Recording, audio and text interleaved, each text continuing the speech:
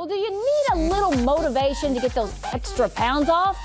That's what this guy does. Charles D'Angelo is here to inspire you to get the body you've always dreamed about. And I'm going to tell you, this is every Monday I seem to struggle because it's like, it never fails. Saturday or Sunday, I'm going to eat pizza. And then I feel guilty on Monday. As you should feel guilty. Okay. Very guilty. So how do I get back on track when the week starts? I always look at it this way. I always say the idea is not to get off of track. Okay. By strategically planning time that if you're going to have things that aren't part of your program, they're actually part of the plan. That way you don't have to even have the guilt. The problem that many people encounter, I just had a client yesterday who had lost 55, 60 pounds.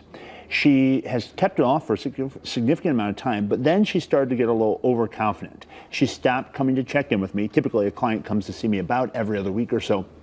And she started to say, well, hey, I've got this. It's been 8, 9 months. I've kept this weight off. And sure enough, storms in life started to present themselves.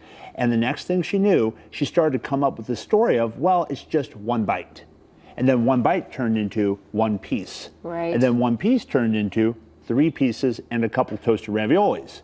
And then it turned into mozzarella cheese sticks. And then she found herself not able to fit into her clothes, coming back to me. It happens quickly. It happens very quickly. And what people need to understand is while they see me here and I'm in shape and everything else, I was almost 400 pounds at a time in my life. So I totally understand what makes this happen. Come on, you have to have pizza every once in a while. Here is what I'll do. On certain occasions, on Easter, on my birthday, and typically around Christmas, I'll allow myself, if I want to have seasonal food, like cookies or around Easter time, maybe, typically it's a sweet or something.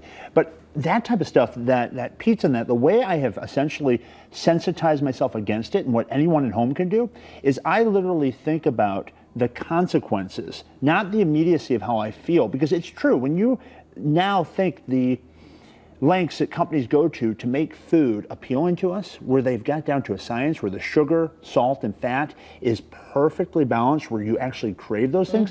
I remember how my body was when I had just rolls of fat pouring over my peanuts. I just got back from Orlando with my lady, and I was able to ride all the rides, and I've been able to do that for a long time. But when you're that overweight, you have no energy, you don't sleep well, you're constantly warm, and being a 6'4" tall guy as it is, I'm always warm as it is, but add, for me, it was 160 pounds of fat to my frame.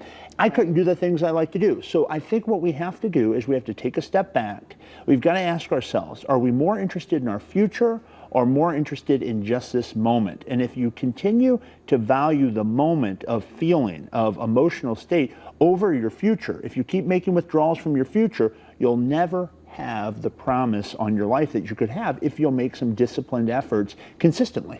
Awesome stuff. If you would like Charles's help, just go to charlesdangelo.com or you can call 314-495-3228.